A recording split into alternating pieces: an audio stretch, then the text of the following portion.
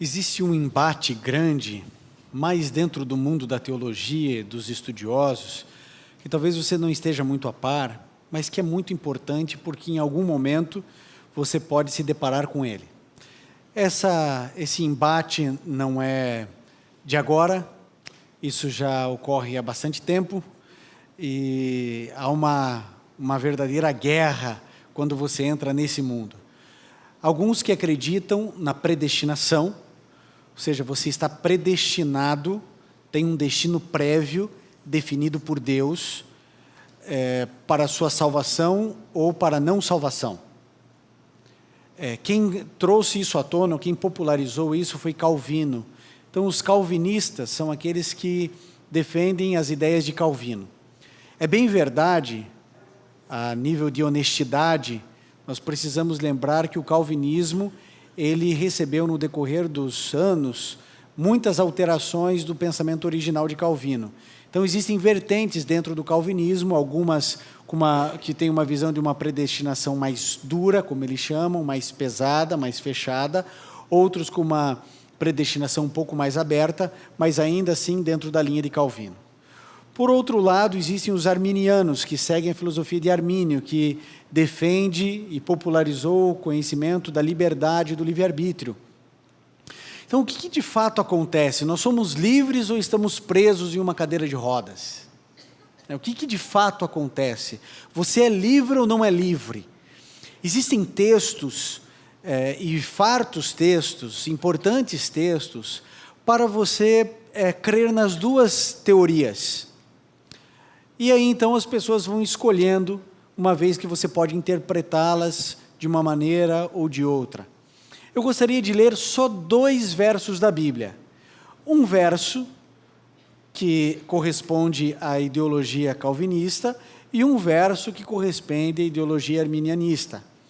E eu vou citar outros no decorrer da história e vou mostrar a vocês, com evidências e com um pensamento bem simples e lógico, qual é a visão bíblica a respeito desse tema, para que a gente não tenha dúvidas quando em algum momento esse assunto vier à tona. E o primeiro texto está no livro de Efésios, no capítulo 1, no verso 11. Livro de Efésios, no capítulo 1, no verso 11. Um verso importante, e diz o seguinte, Efésios 1, 11 declara: Nele fomos também escolhidos, tendo sido predestinados, conforme o plano daquele que faz todas as coisas segundo o propósito da sua vontade. Então, aqui nós descobrimos algumas coisas importantes. A primeira delas, predestinação é uma palavra bíblica, não é inventada de lugar nenhum, ok? Deus nos predestinou para que as coisas ocorram segundo o propósito da sua vontade,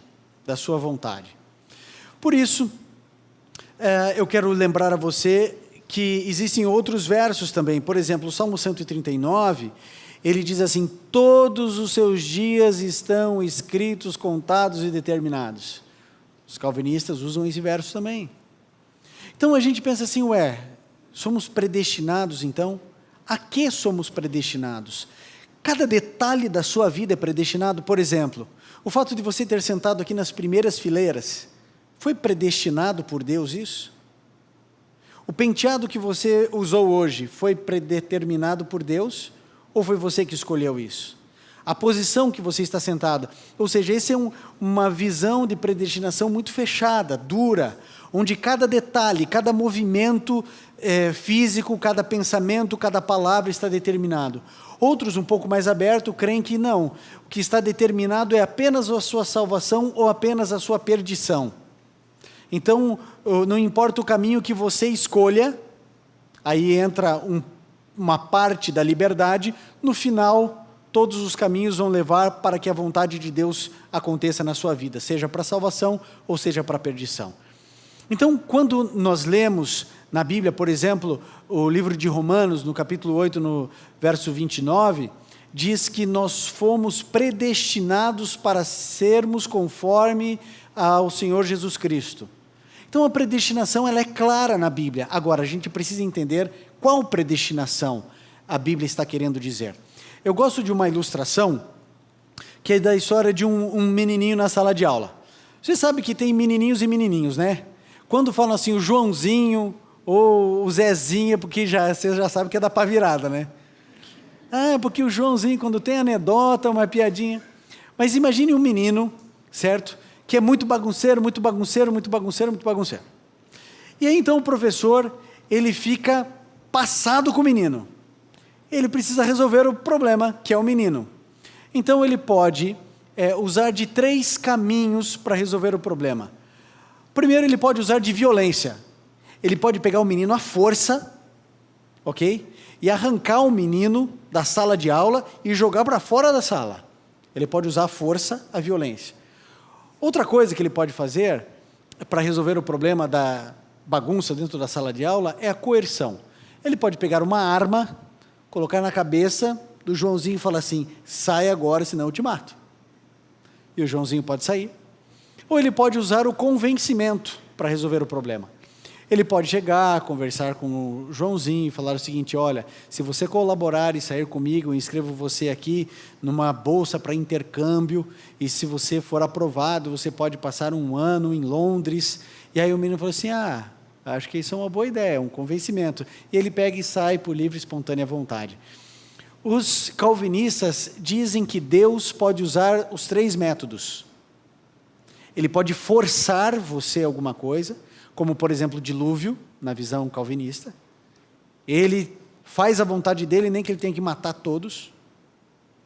Ou ele pode usar de coerção, ou você faz isso, vai acontecer aquilo com você. E aí então o indivíduo é coagido e ele acaba fazendo a vontade de Deus. Ou ele pode ser convencido, olha, isso aqui é melhor para você, vai ser melhor para a tua vida. E aí então o indivíduo é convencido e ele, dentro da sua liberdade, então ele vai e decide segundo a vontade de Deus. Assim pensam os calvinistas, ok? Existem acertos e existem algumas dificuldades nessa linha de raciocínio. E agora eu vou mostrar para você um pouquinho da linha de raciocínio dos arminianistas, daqueles que defendem que a Bíblia apresenta a liberdade ou livre-arbítrio pleno da raça humana. E aí a gente precisa então ir definindo algumas coisas. É interessante esse assunto, porque quando você lê os argumentos dos calvinistas, você diz assim, eles estão certos. Quando você lê os argumentos dos arminianistas, você diz assim, não, eles é que estão certos. E a gente precisa crescer e amadurecer esse conhecimento. Vamos agora para o livro de Deuteronômio 30, verso 19. O 5º livro da Bíblia, Deuteronômio, capítulo 30, verso 19. Aqui, nós encontramos alguma coisa importante. Olha só o que diz aqui, é Moisés escrevendo e ele diz, verso 19. Hoje invoco os céus e a terra como testemunha contra vocês, que coloquei diante de vocês a vida e a morte, a bênção e a maldição. Agora escolham a vida para que vocês vivam e os seus filhos vivam, e para que vocês amem o Senhor, o seu Deus, ouçam a sua voz, se apeguem firmemente a Ele. A Bíblia, a palavra de Deus, ela vai dizendo para você o seguinte, você pode escolher entre o certo e o errado, entre a bênção e a maldição, entre a vida e a morte, nós podemos escolher. Você se lembra de Josué? Lá em Josué 24, quando ele disse assim, hoje decidais a quem sirvais, porém eu e a minha casa serviremos ao Senhor. Foi uma decisão que ele tomou, uma decisão, porque ele teve escolha de decidir se serviria ou não serviria a Deus. Um argumento, uma ilustração importante das pessoas que defendem a liberdade, o livre-arbítrio, é a ilustração de um juiz de futebol. Por exemplo, imagine você que gosta de futebol, um atacante, o jogo está acontecendo, o atacante invade a área, certo? Em diagonal, em direção ao gol, e ele cai dentro da área, ok? O zagueiro está bem perto dele, mas o zagueiro não encostou nele, e ele caiu do mesmo jeito. E o juiz apitou e marcou a marca do cal, pênalti. penalidade máxima. Aí eu pergunto para você, foi pênalti ou não foi pênalti? Veja, o zagueiro não encostou nele, ele caiu, certo? O juiz foi e marcou pênalti, foi pênalti ou não foi pênalti? Depende, moralmente não foi pênalti. Mas se o juiz marcou, vai cobrar o pênalti ou não vai? Vai, sabe por quê? Porque ele é o árbitro. Ele tem o arbítrio. O arbítrio permite que ele decida, certo ou errado, ele decide. Quando nós tentamos encaixar a predestinação, fechada ou não, nós começamos a encontrar muitos vácuos e dificuldades. E eu vou explicar por quê. Porque quando você entende que nós fomos predestinados para a salvação ou para a perdição, é o mesmo que você dizer que nós não somos mais moralmente responsáveis pelas nossas decisões. Ou seja, se eu creio na predestinação fechada, eu estou dizendo que eu falei mal de você, mas eu não podia fazer nada, porque eu estava predestinado a falar mal de você. Então a culpa não é minha, eu sou apenas uma marionete nas mãos de Deus, que decidiu e que definiu na sua onisciência, na sua soberania, que eu iria falar mal de você. Logo, eu não sou moralmente responsável por aquilo que eu falei. O indivíduo cometeu um assassinato, mas ele está predestinado a ser um assassino. Ele é um pedófilo, mas ele foi condenado dentro da predestinação a agir dessa maneira. Você sabe o que você faz quando você define a predestinação fechada? Você coloca Deus como o culpado de todas as mazelas do mundo. É a mesma coisa que você dizer que Deus predestinou o holocausto. Então a gente já vai percebendo que a questão da predestinação fechada, como alguns querem, de que cada detalhe da nossa vida está predefinida e predeterminada, projeta em Deus a culpa de todas as atrocidades, grandes ou pequenas, da história da humanidade, em todas as eras, em todas as gerações. Então você já começa a descartar a possibilidade da predestinação fechada.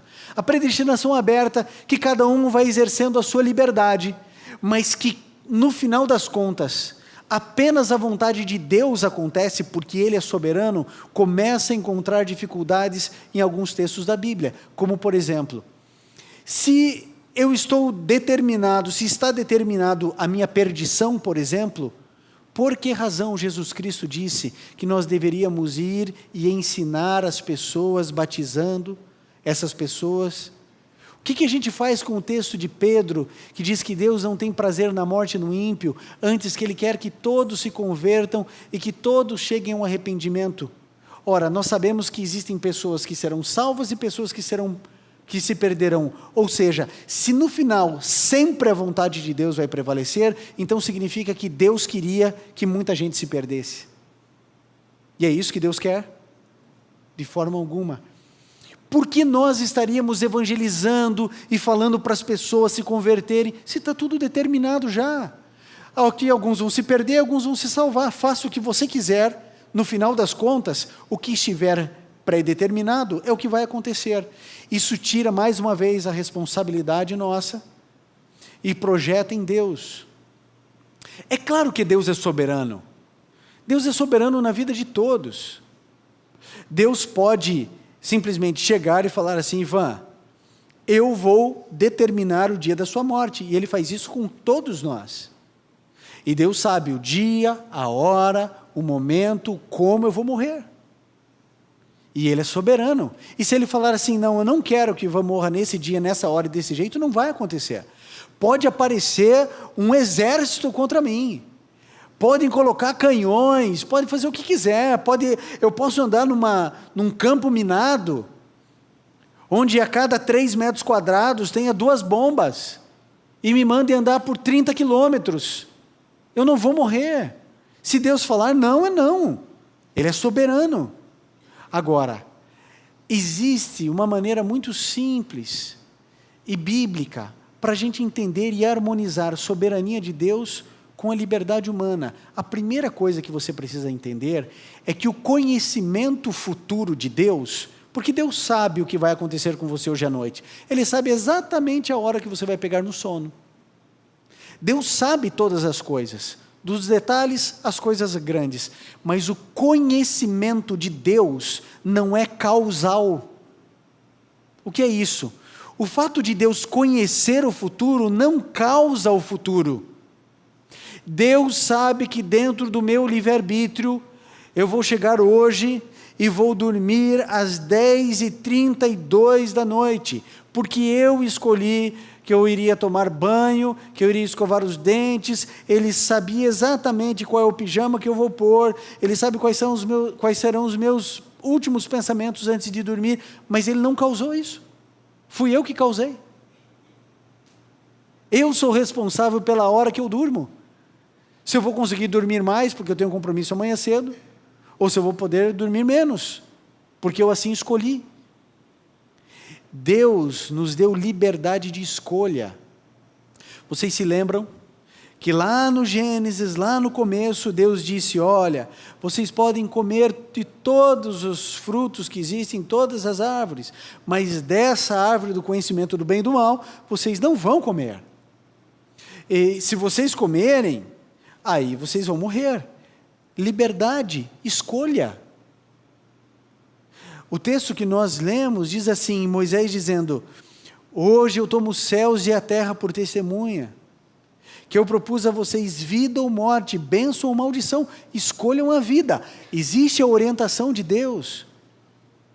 Pedro declara que Deus, Ele quer que todos nos arrependamos, que cada um de nós se converta. Ele não tem prazer na morte do ímpio, Ele não quer que ninguém se perca, embora muitos vão se perder.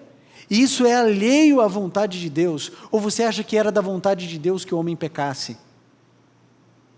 Deus queria que o homem passasse pelo que passa? Quando uma menina é violentada, você acha que essa é a vontade de Deus? Ou que Ele predestinou isso? Querido, se Deus fizesse isso, Ele não seria Deus. Ele seria um sádico, gerindo o universo. Ele seria maligno, se Ele projetasse, tensionasse, desejasse e permitisse a execução e executasse em alguns momentos isso. Simplesmente porque a vontade de Deus deveria prevalecer. O que os calvinistas não conseguem entender, ou pelo menos não conseguem explicar, é que a soberania de Deus nunca foi absoluta. E eles querem crer que é, mas não é, e eu vou mostrar para você. Deus, por exemplo, Ele não pode roubar, Ele não pode mentir, porque o dia que Ele fizer isso, Ele deixa de ser Deus. Jesus Cristo, quando o diabo se aproximou, Ele disse assim: vem aí o príncipe desse mundo e eu nada tenho com ele. Então Deus não pode pecar, Deus não pode violentar uma criança, por exemplo. Então a soberania de Deus, ela é absoluta, dentro daquilo que é honesto, dentro daquilo que é puro, dentro daquilo que é correto, dentro daquilo que é verdadeiro, dentro daquilo que é honesto, puro. A soberania de Deus, ela não entra em conflito com a natureza dele. A soberania é um aspecto de Deus, e não é o próprio Deus ou o único atributo de Deus. Ele é soberano para fazer qualquer coisa dentro da natureza dele. Ele é amor. Então, dentro do amor, Ele pode todas as coisas. Ele é onibenevolente, Ele é bondoso. Então, dentro da bondade, Ele pode todas as coisas. Ele é soberano para fazer, na hora que Ele quiser, com quem Ele quiser, na intensidade que Ele quiser, porque Ele é que coordena esse planeta. Mas isso de maneira alguma, em momento algum, tira a minha liberdade. Eu sou livre e responsável pelas minhas ações. Eu colho o que eu planto. A Bíblia diz: Deus não se deixe escarnecer. Aquilo que o homem semear, isso também ceifará. Você não é melhor e você não é pior do que a soma de todas as suas escolhas. Você não é melhor e você não é pior do que o resultado das escolhas que você fez no decorrer da sua vida, por uma única razão: você é livre. Deus é soberano, não absoluto, porque Ele não é o gênio do mal. Deus não transpõe a linha do bem e do mal, porque Ele se autolimita. E Ele diz: na minha boca não vai existir engano, na minha boca não vai existir maldade. Ele se autolimita à bondade, e dentro da bondade Ele é onipotente, onisciente, onipresente, soberano dentro das suas ações. Mas Ele ainda harmoniza e equilibra a balança, criando seres livres. Por isso eu e você somos responsáveis por tudo aquilo que nós fazemos. Eu vou dizer uma coisa para você que talvez em algum lugar, outro lugar você não ouça. Mas o fracasso, ele é muito melhor do que a vitória. Sim ou não? Fracassar gera prazer. Claro. Se você já fez uma faculdade, uma pós-graduação, um mestrado, quantas vezes você pensou em desistir? Porque quando você tomou a decisão de desistir, saiu um piano das tuas costas. Então não vem me dizer que o fracasso não tem prazer, porque tem. Talvez não seja duradouro, talvez não seja a melhor saída, mas é sempre mais fácil fracassar do que vencer. Olha um campeonato de futebol. O que é mais fácil, fracassar ou vencer? Fracassar. O que é mais fácil? Você reverter um placar, está 3-0 para outro time. O que é mais fácil? Reverter o placar ou levar o quarto gol? Está aí o 7-1 que não deixa a gente, né? Eu sou livre para acertar, sou livre para errar. Eu sou livre para vencer e eu sou livre para fracassar. Eu me lembro quando eu tinha 10 anos, e o meu primo apareceu dizendo assim: vai ter uma corrida aqui em Curitiba. E aí todo mundo se animou, os meninos tudo se animaram, até que a gente descobriu que era uma corrida de 21 quilômetros. Aí a gente pensou assim, né, 21, eu acho que eu não tinha noção do que eram 21 quilômetros. Então eu me empolguei, talvez mais que os demais. E eu coloquei o meu shortinho verde, uma meinha, meu tênisinho, minha camisetinha, e me deram um número, 360. Fiz minha inscrição e corri. Eu tinha 10 aninhos. Quando eu cheguei no quilômetro 12, uma Kombi parou do meu lado e disse: o que você está fazendo aí? Eu olhei para ele e falei: eu estou correndo. Daí ele falou assim: você se inscreveu? Eu falei: me inscrevi, e mostrei no meu shortinho preso aqui o número. A partir do quilômetro 12, aquela Kombi não me abandonou mais. Depois de muito tempo fui entender o que aconteceu. De todos os meus coleguinhas, eu fui o único que terminei a prova. Quando eu cheguei perto da linha da chegada, tinha os bombeiros jogando água com a mangueira, estava calor aquele dia. Eu me lembro que quando o jato bateu em mim, eu caí assim uns 3 metros. E sabem, eu estava indo embora já, feliz da vida, eu já tinha ganhado o ano, porque todos os meus amiguinhos mais velhos e eu tinha o único conseguido concluir a prova. Quando o prefeito da cidade anunciou meu nome no palanque, falou assim: Ivan, venha. E eu subi no palanque, e os meus amigos que ouviram, vai, sobe. E eu recebi a medalha do participante mais novo da prova. Eles não podiam ter me inscrito, porque eu tinha 10 anos. Quando alguém detectou o erro, falou assim: gruda essa Kombi do lado dele, porque se esse piá morrer, a gente está morto também. E aí não existia a categoria do menino mais novo da prova. Mas eu acho que o negócio ferveu nos bastidores e alguém falou assim: vamos estimular o menino, né? E eu completei a prova. Eu vi os meus colegas desistindo um a um. e eu passando por eles. Você já pode imaginar que eu larguei por último, que é uma multidão, os mais velhinhos vão lá, mais rápidos, mais isso, e eu fui indo. Eu escolhi terminar. Eu exerci o meu livre-arbítrio. Não foi fácil vencer, mas aquela vitória foi minha. E a minha vitória foi chegar na linha, no final. Deus, Ele deixa você livre para vencer ou para perder, para se superar ou para fracassar. Você é livre, Ele quer que você vença. Ele pode ajudar você na caminhada. Eu tenho certeza que veio força do céu, porque eu não ia conseguir nunca. Ele vai ajudar você, porque Ele quer que você vença. Ele quer que você vá além. Ele quer que você se supere. Mas Ele jamais vai interferir na sua liberdade. Você é livre. A liberdade é um direito inalienável, segundo a Constituição do nosso país. Mas antes de ser promulgada a última Constituição, lá na lei do céu, a liberdade sempre foi um direito dado a todas as criaturas de Deus.